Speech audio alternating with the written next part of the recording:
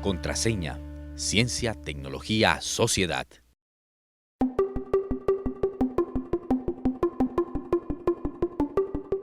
El aire es una mezcla homogénea de gases que constituye la atmósfera terrestre. Es uno de los elementos esenciales para nuestra existencia en el planeta y lo estamos envenenando poco a poco por medio del desarrollo de procesos de producción industriales y el uso de diferentes combustibles para el transporte, que generan grandes cantidades de sustancias como el dióxido de carbono, óxido de azufre y de nitrógeno. Según la Organización Mundial de la Salud, 7 millones de personas mueren anualmente por la contaminación del aire que respiramos. Bienvenidos a un nuevo capítulo de Contraseña. Hoy conoceremos cómo se está manejando el tema de la contaminación del aire en Medellín y qué podemos hacer los ciudadanos para no morir ahogados. Contraseña es una producción del ITM. Digamos que el aire es, o lo que conocemos tradicionalmente, está compuesto por nitrógeno y por oxígeno. Nitrógeno en un 78%, oxígeno en un 20%, y hay un 1% de otros gases que, digamos, se encuentran en cantidades tan pequeñas que ni siquiera se consideran importantes.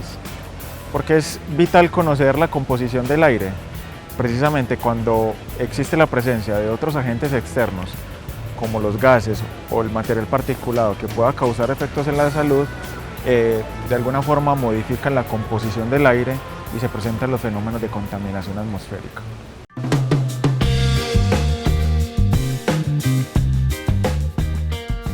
Aclarar cómo se mide la calidad del aire es muy importante, porque el Ministerio de Ambiente y Desarrollo Sostenible es quien define los lineamientos. ¿Qué quiere decir esto? Para poder medir calidad del aire se requiere que el equipo tenga aprobación de la EPA, la Agencia de Protección Ambiental de los Estados Unidos, o de la Unión Europea. Esto es importante porque en los últimos tiempos se han presentado corrientes de personas que empezaron a medir calidad del aire con algunos dispositivos o sensores de bajo costo, los cuales no cuentan ni con esta aprobación ni con el aval de estas entidades. Entonces es muy importante aclarar que, por ejemplo, nuestra autoridad ambiental a la hora de hacer declaratorias solamente considera los equipos que cuentan con esa aprobación y que aparte de eso se cuenta bajo la acreditación del IDEAM, que es la entidad encargada de acreditar los laboratorios ambientales a nivel nacional.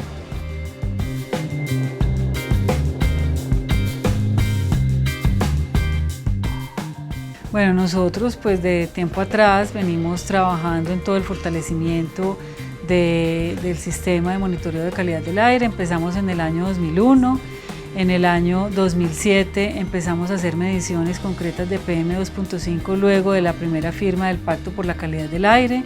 En el año 2008 ya se crea el sistema de calidad del aire propiamente dicho. Ahí empezamos pues a fortalecer todas las estaciones de monitoreo.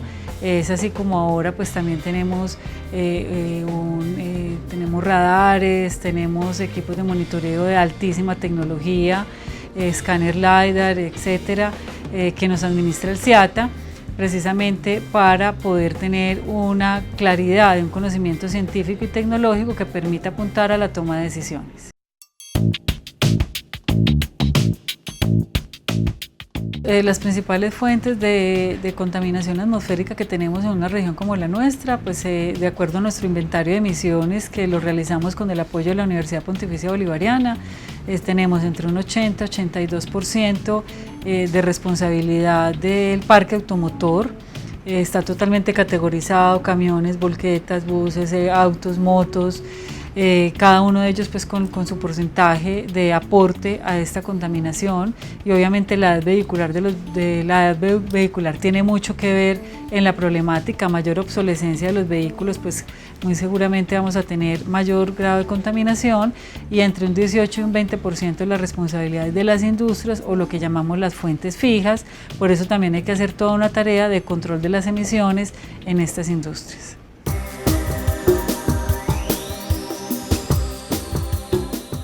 Los fenómenos de contingencia que se viven en los meses de marzo y en los meses de octubre están estrechamente relacionados con los fenómenos de cambio climático. Digamos que ya es conocido por todos que esas épocas de transición entre periodos secos y periodos de lluvia de alguna manera ocasionan que tanto los fenómenos de precipitación como de baja radiación no faciliten la dispersión de los contaminantes en la atmósfera. Entonces es precisamente con todo lo que conocemos como el fenómeno del Niño y el cambio climático es que se agravan las crisis durante los meses de marzo y los meses de octubre. En condiciones normales, la radiación solar calienta la superficie de la atmósfera, lo que permite que los contaminantes asciendan y sean sacados del Valle de Aburrá por las diferentes corrientes de aire. En la transición de la temporada seca a la temporada de lluvias, tenemos presencia de nubosidad de baja altura, que impide la entrada de la radiación solar hasta la superficie, lo que evita que los contaminantes asciendan y se acumulen en la parte baja del Valle de Aburrá. Es así como los índices de contaminación comienzan a aumentar. Es muy importante aclarar que el periodo de contingencia vivido en marzo de 2019 ha sido muy inferior en términos de contaminantes y concentración comparados con otros años como el 2016 o el 2015. Si bien en estos tiempos, en el 2019, uno ve que hay más tensión en la población, es debido precisamente a que ya existe más control por parte de la sociedad y vive más pendiente, o digamos está más pendiente de todo lo relacionado con el tema de calidad del aire. El fenómeno de las contingencias no es nuevo. Más o menos desde el año 2014, en los meses de marzo, se viene presentando un ascenso y en el 2016 se presentó el pico máximo. A partir de ese año, los fenómenos han empezado a disminuir y si comparamos lo vivido entre 2019 y 2016, la contingencia se puede considerar mucho menor o mucho menos contaminante que la de este año.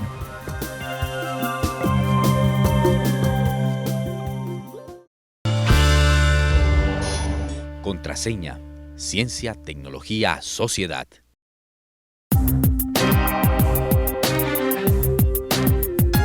Desde 2016, en el Valle de Aburrá, hemos tenido diferentes contingencias relacionadas a la contaminación del aire. Para poder entender estos estados de prevención que tiene la ciudad en los meses de marzo, abril y septiembre, octubre, que se dan por la transición de la temporada seca a la temporada de lluvias, es fundamental entender qué es el material particulado, cómo se forma y cómo este afecta a la salud.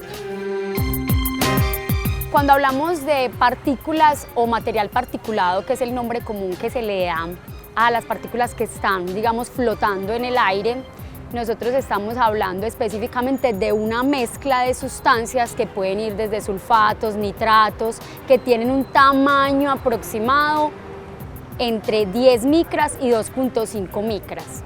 Sabemos que los vehículos automotores funcionan con base en el principio de la combustión de combustibles de origen fósil, la gasolina, el diésel, algunos gas natural. En el proceso de combustión dentro del motor, durante la fase de combustión, hay zonas donde no hay un mezclado eficiente del aire de la combustión con el combustible. Entonces, en esas zonas puede haber defectos de aire que ocasionan que se formen unos compuestos llamados compuestos aromáticos policíclicos.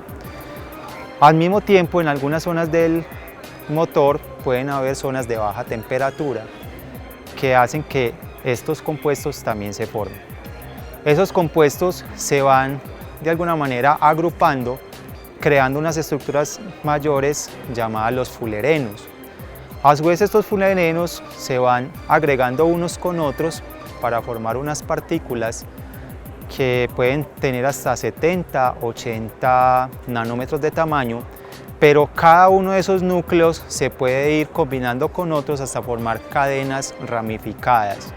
Estas cadenas son las que normalmente conocemos como el material particulado.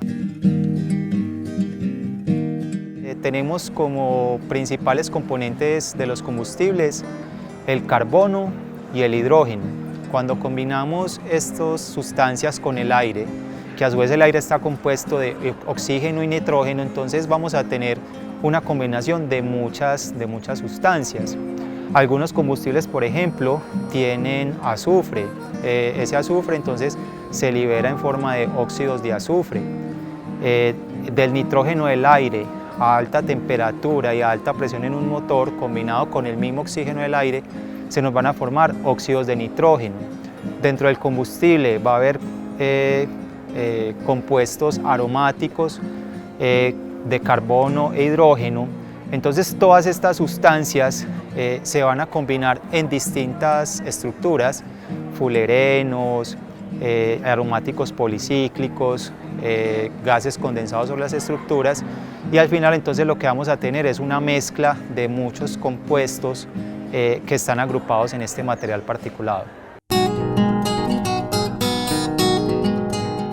Las sustancias tóxicas o xenobióticos, que ese es el nombre que se les da a todas las sustancias que están por fuera de mi cuerpo, ¿cierto? Xeno viene afuera, entonces un xenobiótico es todo lo que esté afuera de mi cuerpo, y estas sustancias como tal, cuando entran en mi cuerpo tiene que mirar qué hace con ellas. Entonces hay algunas que las puede metabolizar, o sea, como degradarlas y desaparecerlas, y hay otras que algunas se van quedando acumuladas. Entre más pequeñas, por ejemplo, como el material particulado 2.5, o sea, las que son de 2.5 micras, atraviesan las barreras del pulmón, atraviesan algunas membranas y se van quedando acumuladas. Las que no se quedan acumuladas, al ser metabolizadas o intentar metabolizarse, producen sustancias tóxicas en ese intento por degradarla. Las partículas van a tener distintos tamaños, dependiendo de cómo ellas van evolucionando a lo largo que se forman dentro del motor.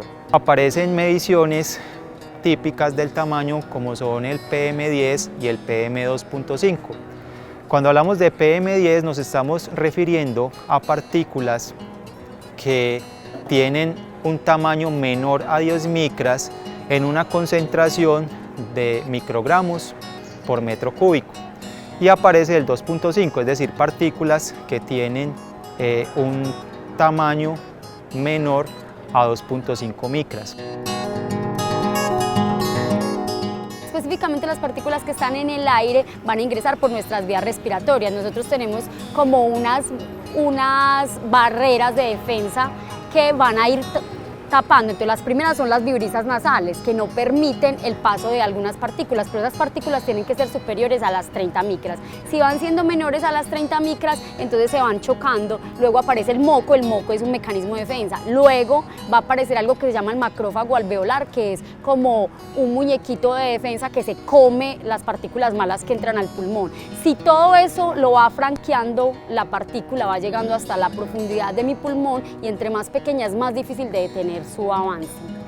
Entonces se cree que entre más pequeño el tamaño de la partícula es más perjudicial para la salud. ¿Por qué? Porque tiene una mayor área superficial específica para interactuar con las células, con las paredes celulares, específicamente en los pulmones. Existen algunas partículas que se pueden quedar, entre comillas, para siempre en nuestro pulmón. Hay algunas partículas que entran y el pulmón no puede sacarlas, ya sea porque su tamaño es tan pequeño que se van quedando en el parénquima pulmonar y se van acumulando. Eso le pasa mucho, por ejemplo, a los mineros, le sucede mucho a las personas que trabajan expuestas al asbesto, que trabajan expuestas a contaminantes en polvo. Entonces se van acumulando, y esa enfermedad se llama neumoconiosis. Es una acumulación por partículas en el pulmón.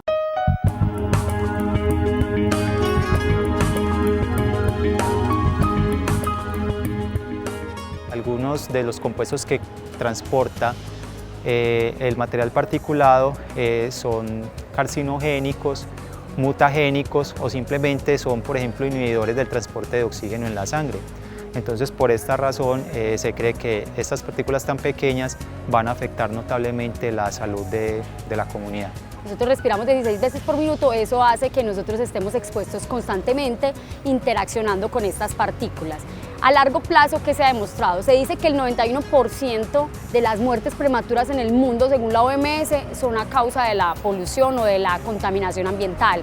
Adicionalmente, ¿qué van a producir? Ese intento de degradación o metabolismo de estas sustancias van a producir a largo plazo daño en todo el sistema cardiovascular, entonces infartos cerebrales, infartos en el corazón.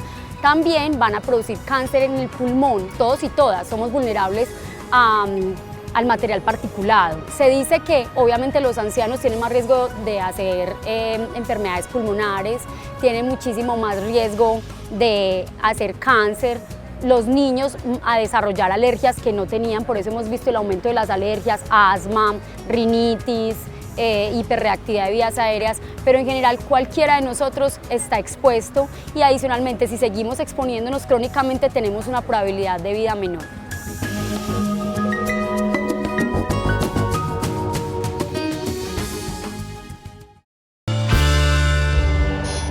Contraseña, ciencia, tecnología, sociedad.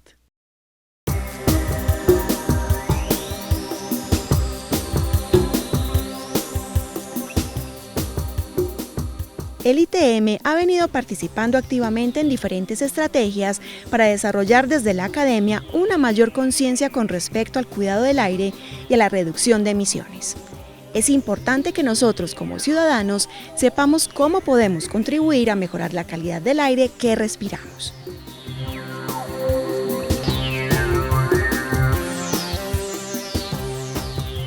Desde el ITM estamos trabajando en aportar a las soluciones que se han planteado en problemas de calidad del aire a partir de 3 líneas específicas. En 2017 creamos la Escuela Internacional de Desarrollo Sostenible, cuyo primer tema era calidad del aire.